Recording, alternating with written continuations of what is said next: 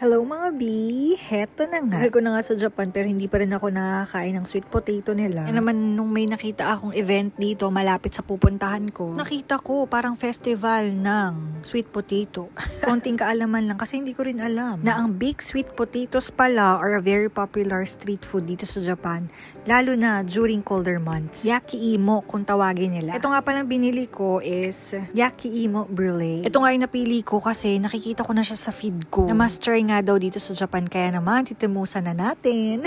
Alam niyo, sa totoo lang, hindi ako nakakain ng kamote, sweet potato. Basta hindi ako mahilig. Pero hala, ang sarap nito, promise. Busog nga ako nan, pero halos maubos ko talaga or siguro matakaw lang din talaga ako. Pero totoo, 10 out of 10, sobrang sarap. Must try, kaya naman kapag nandito kayo sa Japan, wag niyo talaga tong i-skip. Anyway, 650 yan nga pala to. Hindi ko lang din alam sa ibang store kung ganun din yung presyohan nila. Pero parang hindi naman nalalayo. Basta try nyo na. Yun lang mga B. Bye!